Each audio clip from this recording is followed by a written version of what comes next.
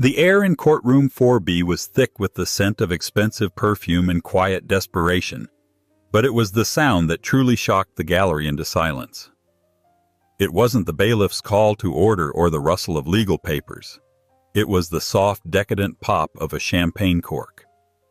Martin Thorne, a man sculpted from arrogance and Italian wool, stood with a triumphant smirk, his arm snaked around a woman who was decidedly not his wife. He poured 2 glasses of Cristal, his mistress giggling beside him. He was there to finalize the divorce, to swat his wife of 20 years away like a fly. But he never got to take a sip, because what happened next wasn't a settlement, it was an annihilation. Martin Thorne didn't just enter a room, he conquered it. On this Thursday morning, he strode into the hushed wood-paneled halls of the Franklin County Courthouse as if he were stepping onto the deck of his yacht. He was a monument to his own success, from the polished gleam of his $2,000 Salvatore Ferragamo shoes to the confident set of his jaw. His suit, a custom-tailored Zegna, was the color of a gathering storm cloud, a stark contrast to the almost offensively bright disposition he wore like a medal. On his arm was Isabella Rossi. She was 28, a full 2 decades younger than the woman she was helping to replace. Isabella was all sharp angles and modern beauty, a living, breathing testament to Martin's virility and wealth. Her dress was a sliver of crimson silk that clung to a figure honed by personal trainers and a carefree lifestyle. She looked at Martin with the kind of doe-eyed adoration that only a man with a 9-figure net worth could inspire. To the assembled reporters and legal aides whispering in the corridor, they weren't just a couple. They were a statement. A billboard for a midlife crisis so spectacular it deserved its own IPO. But the true spectacle, the act of hubris that would be talked about for years, was what the impeccably dressed assistant trailing them was carrying: a silver ice bucket sweating with condensation from which the neck of a bottle of Cristal champagne protruded. It was an act of such profound theatrical contempt that it sucked the air out of the hallway. They weren't here for a legal proceeding. They were here for a coronation. Martin was celebrating the final nail in the coffin of his marriage. Across the courtroom, almost invisible in her quiet dignity, sat Catherine Thorne. At 49, she was not the wilting, broken woman everyone expected to see. There was no trace of the hysterical wife, no sign of the spurned victim. She wore a simple, well-tailored navy blue dress, her blonde and silver-streaked hair pulled back in an elegant chignon. Her hands, unadorned except for the wedding band she had not yet removed, were folded calmly in her lap. She sat beside her lawyer, Anya Sharma, a woman whose calm demeanor masked a mind like a steel trap. Catherine watched Martin's entrance not with tears, but with a strange, unnerving serenity. She saw the champagne, she saw Isabella's triumphant smile, and she felt a wave, not of pain, but of pity. He still didn't get it. After all this time, after everything she had done, everything she had built, he still saw her as nothing more than a domestic accessory he was now discarding. The courtroom filled. Martin and Isabella took their seats at the plaintiff's table, their lawyer, a portly and equally smug man named Robert Davies, arranging his files with a flourish. Davies nodded curtly at Anya Sharma, a gesture steeped in condescension. He saw this as an open and shut case, a high-net-worth divorce where the non-earning spouse gets a generous but strictly limited buyout. He'd handled dozens of them. The men always won. The bailiff's voice boomed. "All rise." Judge Evelyn Reed entered. She was a woman in her late 60s with a reputation for suffering no fools. Her sharp eyes scanned the courtroom, lingering for a fraction of a second on the champagne bucket at Martin Thorne's feet. A flicker of something unreadable, annoyance, amusement crossed her face before she settled onto the bench, her expression becoming an impassive mask of judicial authority. "Be seated," she commanded. Martin leaned over to Isabella and whispered, his voice loud enough for the first few rows to hear, "Get ready to toast to your new life, baby." He winked. Catherine closed her eyes for a single long second. She wasn't praying, she was remembering the beginning before the marble and the glass towers, before the contempt and the champagne. She was remembering a cramped apartment that always smelled of paint thinner and ambition. and the man who had once promised her the world, never imagining that one day she would be the one to legally own it. 25 years ago, Martin Thorne wasn't a titan of industry. He was a man with boundless energy, a charming smile, and holes in his socks. He was a contractor with a pickup truck and a dream, struggling to get his small construction company off the ground. He met Catherine Sterling at a local hardware store. She wasn't a socialite. She was an architectural history student with a passion for design and a keen eye for potential. He was buying drywall. She was sketching the corbels on an old building across the street. He was instantly smitten by her quiet intelligence and the way she saw the world, not just as it was, but as it could be. Their courtship was a whirlwind of late-night talks, fueled by cheap coffee pouring over blueprints on their tiny kitchen table. He had the brawn and the salesmanship. She had the vision. "People don't just buy a house, Martin," she told him one night, tapping a pencil on a floor plan. "They buy a feeling. They buy a story of the life they want to live." It was Catherine who convinced him to stop building cookie-cutter houses and to start creating homes. It was Catherine who, using her inheritance from her grandmother, a modest but crucial $50,000, provided the seed money for them to buy their first dilapidated Victorian house in a neighborhood no one wanted. Martin saw a wreck. Catherine saw good bones and a future. While he managed the construction crews, she managed the soul of the project. She spent weeks researching the home's original history, sourcing period-appropriate fixtures, designing a layout that was both modernly functional and historically respectful. She wasn't just decorating. She was creating the very product he was selling. When it was finished, it sold in a single day for triple their investment. Their company was born. Thorne Properties, Martin wanted to call it. No, Catherine had said firmly, a rare moment of assertion in those early days. It should be Thorne Sterling Properties. We're partners in this. Your name and my name, together.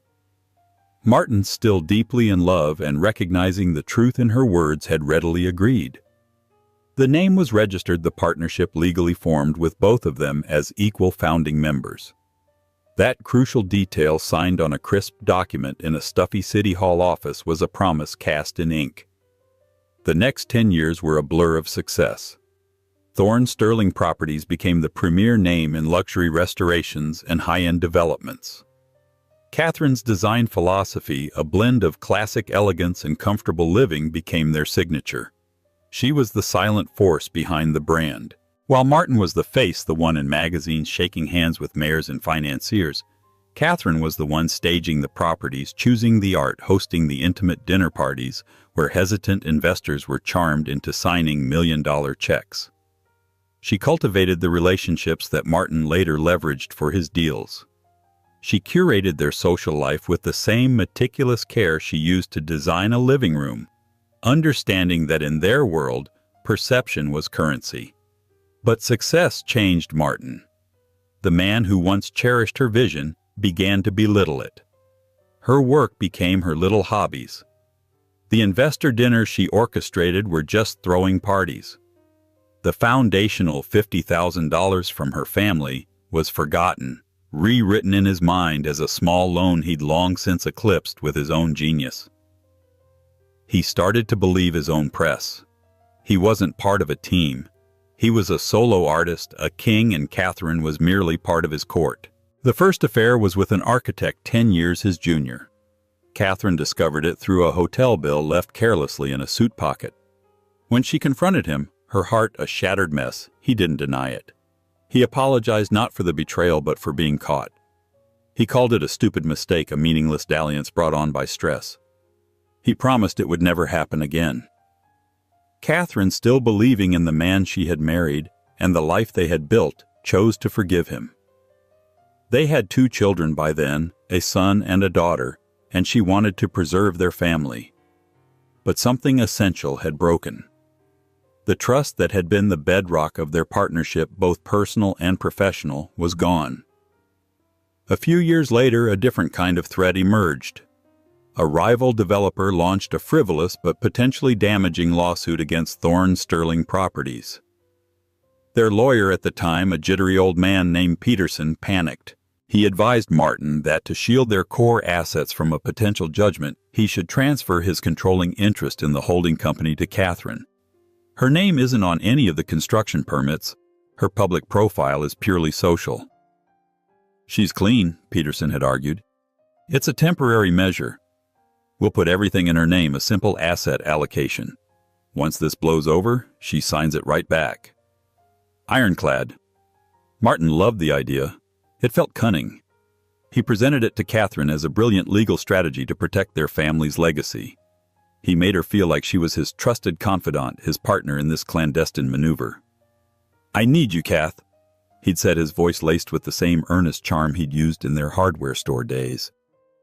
"You're the only one I can trust to hold this for me." Catherine, wanting to believe he still saw her as his partner, agreed. She went to the lawyer's office alone. Martin was too busy closing a deal in Chicago and signed the document. The post-nuptial asset allocation agreement. It felt cold and clinical. She signed where the lawyer told her to sign her mind on protecting her children's future.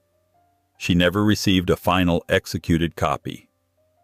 Martin told her it was filed away, a technicality that was now handled. The lawsuit was eventually dropped and life went on. Martin never asked for the assets back. He never mentioned the agreement again. Why would he? In his mind, it was all his anyway. The piece of paper was a formality. He was the king, and she was just the keeper of the vault. He forgot about the document just as he had forgotten about her initial investment, her design genius, and her name etched right next to his on the company's founding charter. He forgot that a promise once written into law has a life of its own. And in his forgetting, he had handed her the keys to the entire kingdom. Back in the present, the courtroom hummed with anticipation. Judge Reed adjusted her glasses and looked down at the two tables. "Mr. Davies, you may begin." Robert Davies rose to his feet, a bulldog of a man in his 50s. He clasped his hands behind his back and paced slowly before the judge. "Your Honor," he began, his voice smooth and practiced. "This is at its heart a simple matter. We are here today to dissolve the marriage of Martin and Catherine Thorne. While this is always a sad occasion, my client Mr. Thorne is prepared to be more than fair. He is a man who honors his commitments." He paused, letting the irony of his statement hang in the air, though it was lost on him entirely. Mr. Thorne built a real estate empire. Thorne Sterling Properties from the ground up through his own sweat, his own genius, and his own considerable risk. Mrs. Thorne, for her part, was a dutiful wife and a fine mother. She created a comfortable home and supported him socially, as was her role. For this, Mr. Thorne is deeply grateful. Catherine sat motionless, her expression unreadable. Beside her, Anya Sharma made a small note on a legal pad. Davies continued, his voice swelling with magnanimity. "My client is therefore offering a settlement that can only be described as exceptionally generous. A lump sum payment of $10 million tax-free. The deed to the Greenwich, Connecticut estate fully paid. And an ongoing alimony payment of $50,000 per month for the next 10 years. Your Honor, this is a package that will allow Mrs. Thorne to continue living in extreme comfort for the rest of her life without her ever having to work another day." He turned slightly to face Catherine's table, a condescending smile playing on his lips. "It is a generous offer, a final gift in recognition of their years together. We believe it is more than equitable, and hope the court will see it as such, allowing us to conclude this matter swiftly." He sat down, looking immensely pleased with himself. Martin leaned back in his chair, crossing his legs and giving Isabella's hand a confident squeeze. $10 million. To him it was a rounding error, the cost of a nuisance. A small price to pay for his freedom and for the entirety of the billion-dollar empire he considered solely his. Judge Reed looked over at Catherine's table. Ms. Sharma Anya Sharma rose. She was the physical opposite of Robert Davies. Where he was broad and loud, she was slender and poised. She didn't pace. She stood perfectly still, her presence commanding the room through its sheer focus. "Your Honor," Anya began, her voice clear and precise. "We thank Mr. Davies for his performance. However, We are not here today to negotiate Mrs. Thorne's severance package. A murmur went through the gallery. Davies's smile tightened at the edges. Mr. Davies paints a picture of a benevolent king bestowing riches upon a loyal subject. This picture is a fantasy, Anya continued. It is a narrative constructed to erase my client's fundamental role not just in the marriage but in the very creation and ownership of the assets in question. We are not here to divide marital assets, Your Honor. We are here to confirm legal ownership. The murmur grew louder. Martin uncrossed his legs, a flicker of irritation crossing his face. What was this nonsense? My client, Catherine Sterling Thorne, is not seeking a gift from her husband, Anya said, her voice dropping slightly, drawing everyone in. She is not the non-earning spouse Mr. Davies so dismissively described. The evidence will show that Mrs. Thorne was the foundational partner of Thorne Sterling Properties. Her financial investment was the seed from which it grew. Her creative vision was the product it sold. And most importantly, as we will prove with legally binding, fully executed documents, she is and has been for several years the majority and controlling owner of the entire Thorne Sterling corporate structure. The courtroom fell into a stunned absolute silence. Robert Davies shot to his feet. Objection. Your Honor. This is absurd. It's a desperate, fantastical claim. Martin was staring at Anya Sharma as if she'd just started speaking in tongues. He laughed a short, sharp bark of disbelief. Controlling owner. Is she insane? He muttered to Isabella, who was now looking from Martin to Catherine, with a dawning sense of confusion. Judge Reed held up a hand. Mr. Davies, sit down. Your objection is noted, but this is an opening statement, not testimony. Ms. Sharma, you are making an extraordinary claim. I trust you have more than just rhetoric to support it. Anya Sharma gave a small, confident nod. We do, Your Honor. We have documents. We have witnesses. And we have the truth. Mr. Thorne in his arrogance seems to have forgotten the fine print of his own history. We are simply here today to remind him. She sat down. Catherine looked straight ahead, her gaze meeting Martin's across the courtroom. For the first time that day, the smug confidence in his eyes was replaced by a sliver of something else. A tiny hairline crack in the marble facade. It was a look of confusion mingled with burgeoning rage. He had come for a victory lap, but his opponent hadn't even bothered to show up for the same race. She was running a different one entirely, and he had the sickening feeling that she was already at the finish line.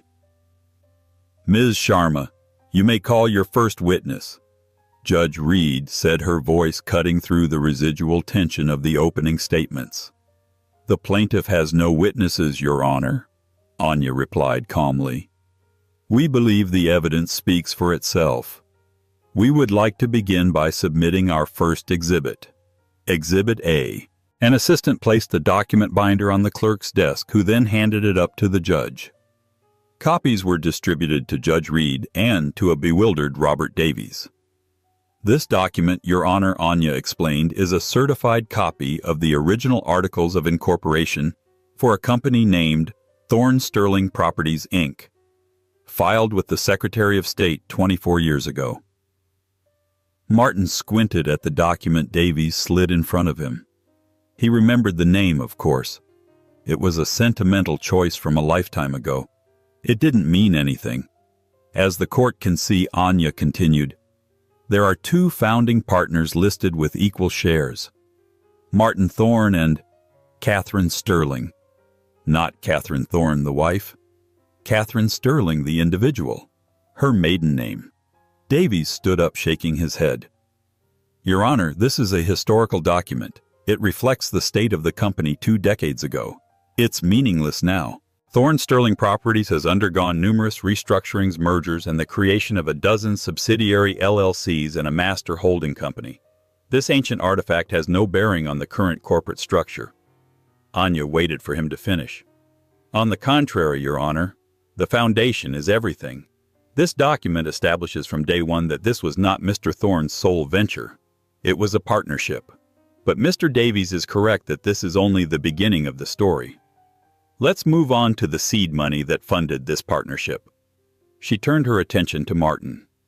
Mr. Thorne, in your deposition, you stated that you started your company with your own savings and a small loan from your father. Is that correct? Martin leaned forward, speaking into the microphone. That's right.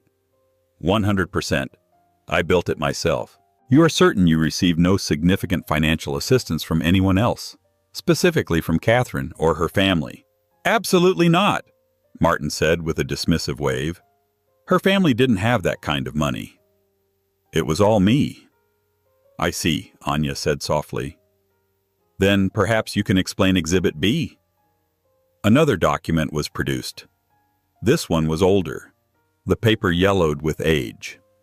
It was a handwritten letter. This, Anya announced, is a letter from Catherine's late father, Mr. David Sterling, to his bank, dated April 12, 1999. We have had the signature authenticated. In it, he is authorizing a cashier's check to be drawn from his retirement account in the amount of $50,000. Davies was on his feet again.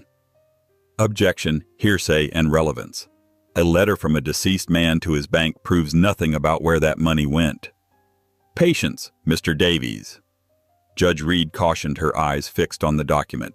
The letter goes on to state, and I quote, Anya read, "This check is to be made payable to both Martin Thorne and Catherine Sterling to serve as the initial capital investment for their new joint business venture. And Your Honor, attached to this letter is a copy of that very cashier's check obtained from the bank's archives. It is endorsed on the back by two signatures, Martin Thorne and Catherine Sterling.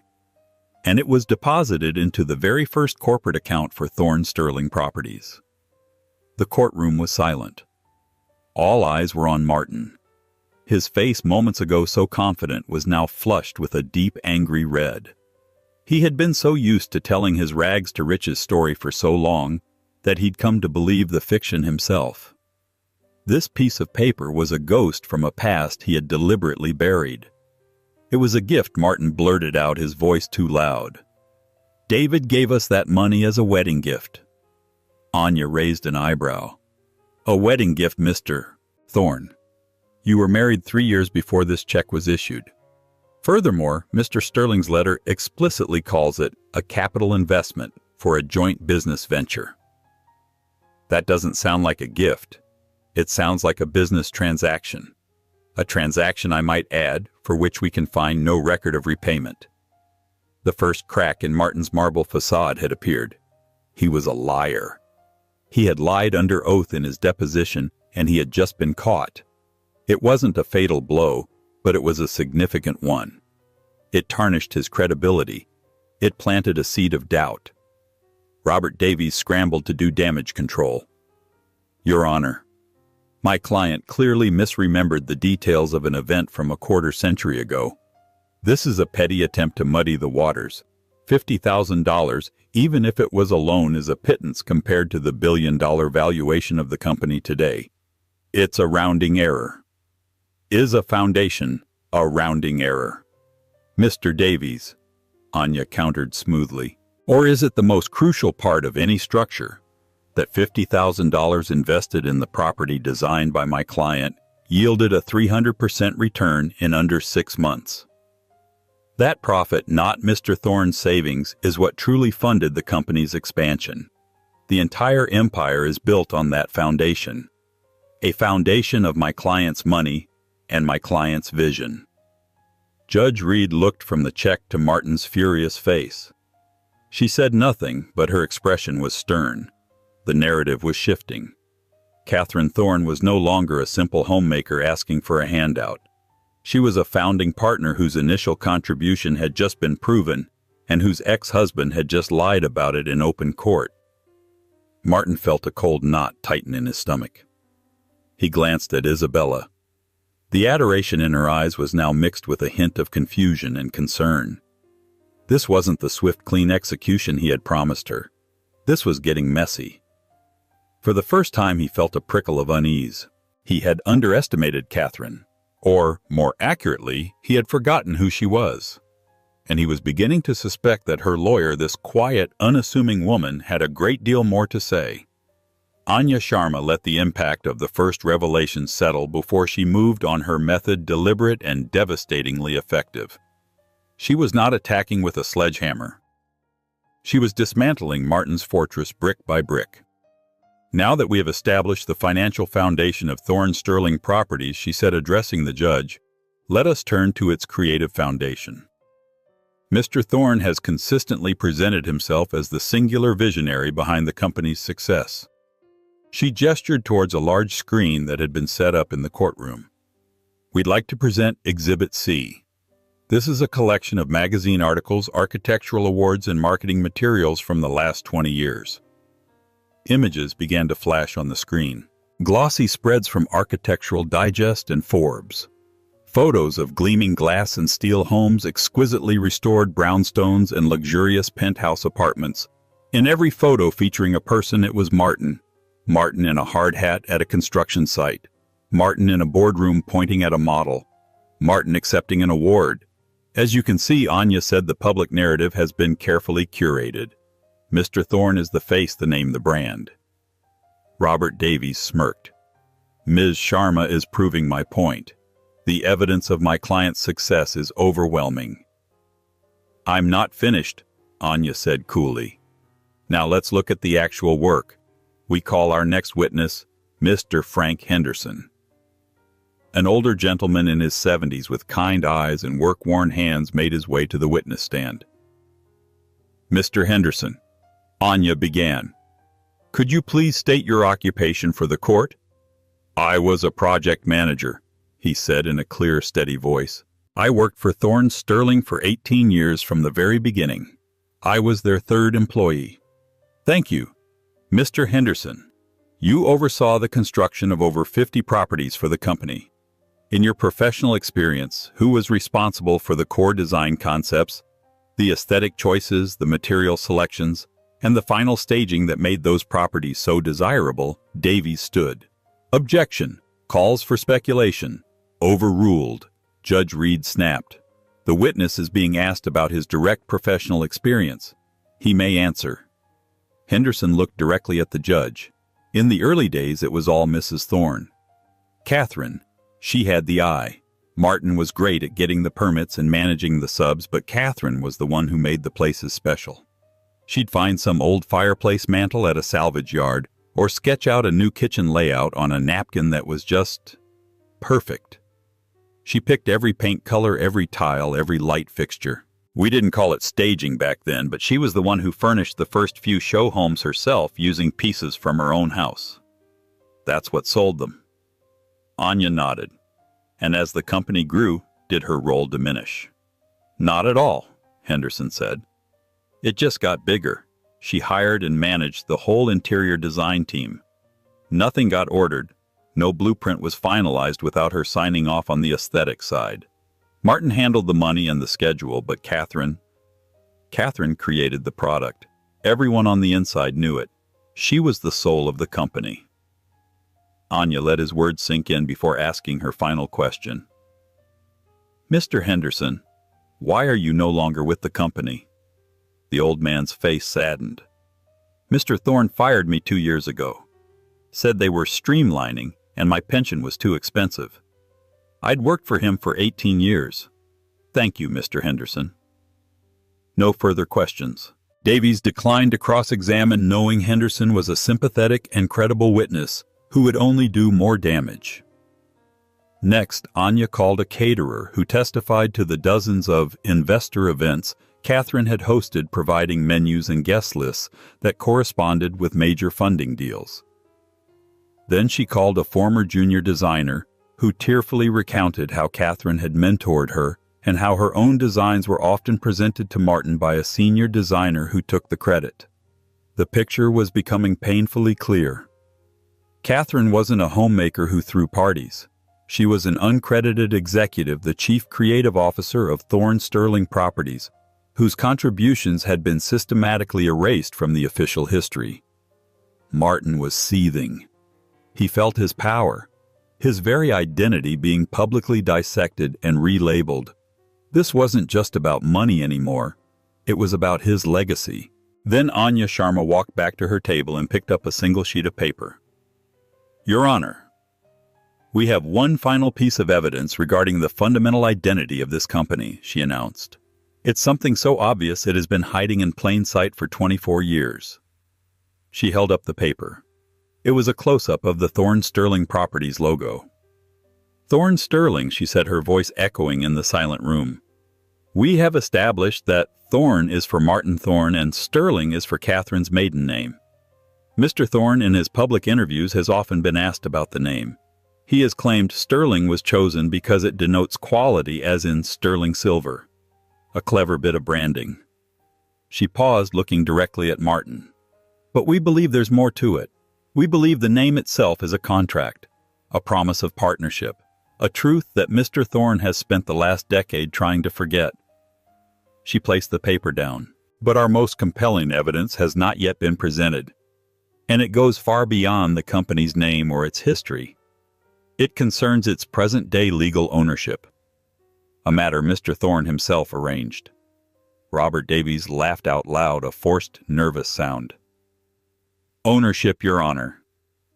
This is getting more ludicrous by the minute. The ownership of the TSP Holding Corporation is held in a series of complex trusts designed by the best financial minds in the country. My client, Mr. Thorne, is the sole beneficiary. It's unassailable. Is it, Mr. Davies? Anya asked, a glint in her eye.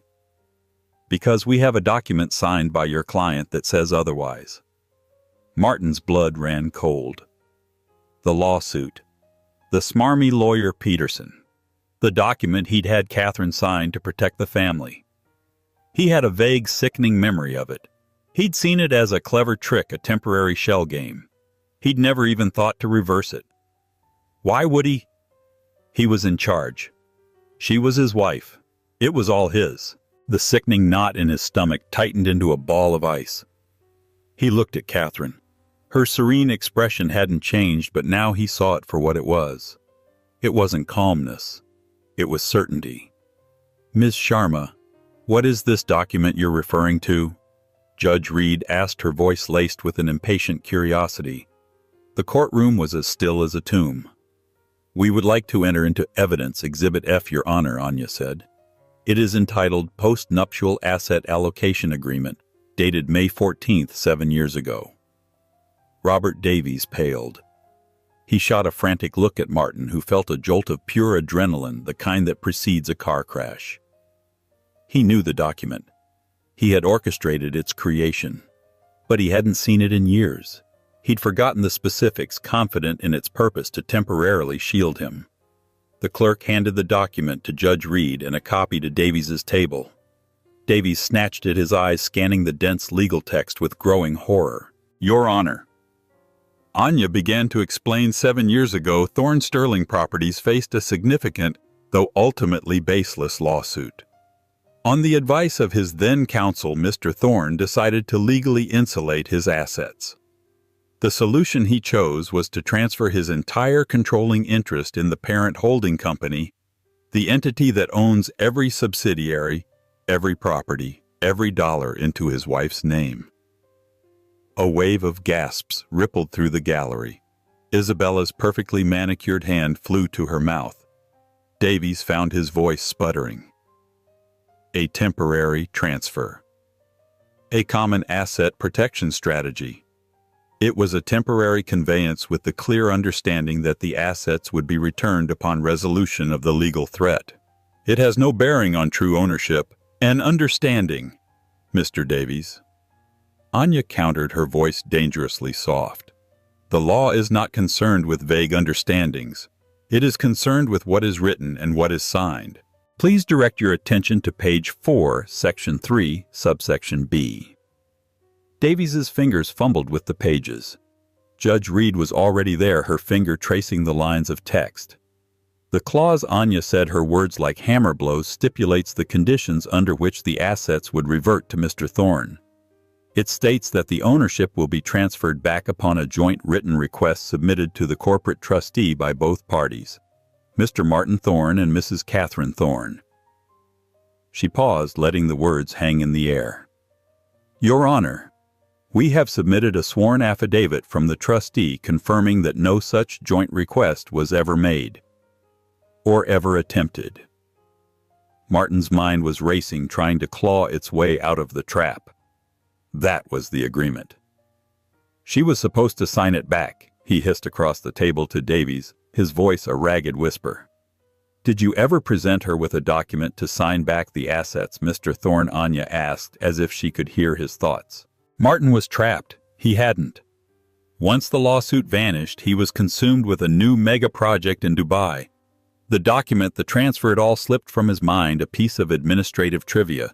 He was the king. The paperwork was for the peasants. He never imagined that his queen, the quiet, subservient woman he took for granted, would ever think to use the power he had so carelessly handed her. Davies, sweating profusely now, tried another angle. Your Honor, this document was clearly signed under duress, the duress of a lawsuit, and it was presented to Mrs. Thorne by my client's lawyer. She had no independent counsel. The agreement is unconscionable and should be nullified. It was a good legal argument, a standard one. Anya Sharma was ready for it. Unconscionable, Mr. Davies, she asked. My client was told by her husband that she was acting to protect their family's legacy. He told her he was placing his ultimate trust in her. He framed it as an act of partnership. She signed willingly, believing she was helping her husband and securing her children's future. She then delivered the final crushing blow. Furthermore, Anya continued, Mr. Thorne was not the only one with legal advice. Your Honor, we would like to present Exhibit G. Another document. This one was a single page. It was a letter. This is a letter from Catherine Thorne to her husband dated 1 week after she signed the asset transfer. It was sent via certified mail and we have the receipt here. I will read the relevant paragraph. She cleared her throat. Martin, I have signed the papers as you asked. I trust you to know what is best for our family's security. My only condition, as we discussed, is that this transfer be permanent. You have always said that everything you build is for the children and me. This document now makes that promise a legal reality. It is my security and theirs should anything ever happen to you or to us. I consider this matter settled, and the ownership of the company now formally resting with me, as per the agreement we both signed. Martin stared, his mouth agape. He had never seen that letter. He had never... Wait. Certified mail. His assistant Sarah would have signed for it. Sarah, who he had fired 6 months ago after she'd mixed up his lunch reservation. He had a vague memory of her handing him a stack of mail, official-looking envelopes he'd told her to just file. He never read them. He had more important things to do. Your Honor, Anya concluded, her voice ringing with finality. Mr. Thorne received this letter. He never contested it. He never replied to it. He never took any action to reverse the transfer. By his own inaction and silence, he legally accepted its terms. He was so confident in his control over his wife that he ignored a legally binding declaration that stripped him of his entire fortune. He didn't forget. He simply didn't care. He believed the documents, the laws, the very promises he made didn't apply to him. She turned and looked at Martin Thorne, her eyes full of a cold, clear fire. He was wrong. The room was utterly silent. Robert Davies sank into his chair, his face the color of ash. He shuffled his papers, but it was a pointless gesture. He was a general whose army had been revealed to be a parade of cardboard cutouts. Martin Thorne was no longer looking at his lawyer or the judge or even Catherine. He was staring into the middle distance at the ghost of his own monumental arrogance. He had built an empire, but he had been too proud to read the deed. He had set a trap to protect himself, and then in his hubris had walked right into it, pulled the rope, and locked the cage door from the inside. And standing outside that cage, holding the only key, was the woman he had tried to discard like yesterday's news. Judge Evelyn Reed took off her glasses and placed them deliberately on the polished wood of the bench. The small, neat action seemed to absorb all sound in the courtroom. She rubbed the bridge of her nose, her eyes closed for a moment as if in contemplation. To the gallery it looked like a moment of judicial reflection. To Martin Thorne it felt like an eternity in the electric chair. The judge was not just considering the facts. She was gathering the full weight of the consequences she was about to unleash. When her eyes opened, they were devoid of any warmth. They were the eyes of the law itself, impersonal, implacable, and absolute. She looked down not at the lawyers but directly at Martin, pinning him with a gaze that stripped away the Zegna suit and the confident facade, leaving only the panicked, duplicitous man beneath. "Mr. Thorne," she began, her voice calm but carrying an edge of cold steel that cut through the silence. "In my 20 years on this bench, I have seen a great many dissolution proceedings. I have seen acrimony, sadness, and greed. I have seen complex financial arrangements designed to hide assets, and I have seen simple ones designed to ensure fairness. But rarely," she paused, letting the word hang in the air, "have I seen a case where a party has displayed such a profound and willful ignorance of his own legal and personal history." Martin's throat went dry. This wasn't a ruling, it was a vivisection. "You sat before this court," Judge Reed continued, "and under oath in your deposition you constructed a myth of the solitary genius, the self-made titan who single-handedly forged an empire. You erased your partner. You testified that the foundational capital for your company was your own, when we have seen irrefutable proof, a cashier's check endorsed by your own hand, that it came from the family of the woman you now seek to cast aside. That was not a memory lapse, Mr. Thorne. That was perjury." Robert Davies flinched as if he'd been struck. His client hadn't just been outmaneuvered, he had been exposed as a common liar. The judge continued her dissection.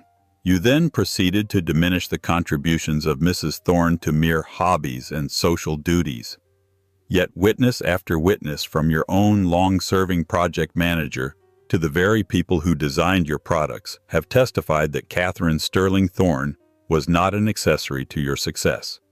She was its chief architect. She wasn't just a partner in your marriage. She was the foundational partner in Thorne Sterling Properties. A truth hidden in the very name you proudly display on your buildings, a name you chose to misrepresent to the public and it seems to yourself." Martin felt the blood pounding in his ears. He could feel Isabella's stare on the side of his face, no longer adoring but questioning, horrified. His mind, in a desperate act of self-preservation, flashed back to a conversation just last year at the country club. He had been holding court, a glass of Macallan 25 in hand, laughing. The key to success, he'd pontificated, is to never let anyone else hold the real power. The details, the fine print, that's where you keep your kingdom safe. He had believed it. He had believed he was the master of the details. Judge Reed picked up the post-nuptial asset allocation agreement, holding it as if it were radioactive. Which brings us to this document, the ultimate act of hubris. Your lawyer, Mr. Davies, argues it is unconscionable, signed under duress. But the true duress, it seems, was your own, the fear of a lawsuit. You used your wife as a legal shield. You presented it to her as an act of trust, a way to protect the family. You made her the vessel of your entire fortune, convinced of your power to command her to return it at will. She put the document down and picked up the certified letter. But Mrs. Thorne, it turns out, understood the power you had given her far better than you did. She sent you this letter. A clear, unequivocal declaration stating her understanding that the transfer was permanent, that it was her security. It was sent via certified mail, Mr. Thorne. Its delivery is a matter of legal record. Your defense is that you were too busy, too important to read your own mail. You delegated, you dismissed, you ignored. You treated a legal declaration that altered the ownership of your billion-dollar empire with the same attention you would a piece of junk mail. She leaned forward, her voice dropping but losing none of its intensity. In the law, Mr. Thorne's silence has meaning. When presented with a clear statement of terms, your failure to contest, object, or even respond constitutes acceptance. You had 7 years to challenge this. You had 7 years to file the joint request to reverse the transfer. You did nothing. Because in your world, Catherine Thorne was not an entity with rights. She was an extension of your will. You didn't think you needed to reverse it because you never believed the power had truly left your hands. It was the most expensive assumption of your life. The room was now so quiet that the frantic scratching of the reporter's pen sounded like a wildfire. Isabella Rossi was no longer looking at Martin. She was staring at her own crimson-painted nails, the dream of a future as Mrs. Thorne dissolving into a nightmare. The man she had attached herself to wasn't a king. He was a fool who had given away his crown and forgotten where he'd put it. Martin Thorne felt a cold wave wash over him, a horrifying clarity. The walls of the courtroom seemed to be closing in. The smug confidence that had been his armor for decades had been peeled away, and he stood naked and exposed. He looked at Catherine. Her face was serene, but her eyes held the knowledge of this day, a knowledge she had carried alone for years. He had mistaken her silence for submission, her patience for weakness. He saw it now. It had been discipline. Therefore, Judge Reed declared, her voice rising to a formal proclamatory tone. This court is not here to divide the assets of Thorne Sterling Properties, as there is nothing to divide. The assets are not marital property subject to equitable distribution. She stood up, a black-robed figure of ultimate authority, and delivered the final verdict, each word a nail in the coffin of Martin Thorne's life. Based on the presented and verified documents, this court confirms that the full legal and controlling ownership of the TSP Holding Corporation and all its subsidiary assets, real estate holdings, and financial accounts was legally and irrevocably transferred to Mrs. Catherine Sterling Thorne 7 years ago. This is not a division of assets. It is a confirmation of ownership. She took a final sharp breath. All assets are now hers. The silence that followed was a physical blow. Then came the sound. The champagne bottle, forgotten and slick with condensation, slipped from Martin's nerveless grasp. It did not shatter. It hit the marble floor with a dull, sickening thud, the sound of a fallen monarch. The bottle of Cristal rolled ignominiously across the floor and came to a stop near the witness stand, its celebratory promise now a mocking epitaph. Martin opened his mouth to scream, to object, to rage against the impossible injustice of it all, but all that came out was a dry, rasping gasp. His power, his voice, his very identity had been stripped from him. He was no one. Judge Reed banged her gavel once, the sharp crack echoing like a gunshot through the tomb-like silence. This court is adjourned. As she swept from the room, chaos erupted. Reporters rushed forward, cameras flashed. Robert Davies collapsed into his chair, burying his face in his hands, his career in ashes. Isabella Rossi stood up, took one last look at the hollowed-out man she had bet her future, on a look of pure, unadulterated contempt, and walked away without a word. Amidst the pandemonium, Anya Sharma placed a gentle hand on Catherine's arm. Catherine stood, her movements fluid and unhurried. She smoothed the front of her simple navy dress, a gesture of quiet finality. Her eyes met Anya's, and she gave a small, grateful nod. Her victory was not in the chaos erupting around her, but in the silence she had finally earned. She turned and walked towards the exit, not looking back at the man who was now just a fixture in a life she was leaving behind. She walked out of the courtroom, not into the arms of another man, but into the embrace of her own reclaimed future. The empire was hers. That's the story of how a man's towering arrogance became the very ladder his wife used to climb out of his shadow and reclaim her kingdom. It's a powerful reminder that true strength isn't always loud and boastful. Sometimes it's in the quiet details, the patient planning, and the courage to wait for the perfect moment to reveal the truth. Martin Thorne thought he was closing a chapter, but Catherine Thorne showed him he had never even read the book. If this story of justice, strategy, and ultimate vindication resonated with you, please give this video a like and share it with someone who appreciates a story where the tables are turned in the most spectacular way. And don't forget to subscribe to our channel and hit the notification bell. We bring you the most compelling real-life dramas and stories of poetic justice every week. What did you think of Catherine's strategy? Let us know in the comments below.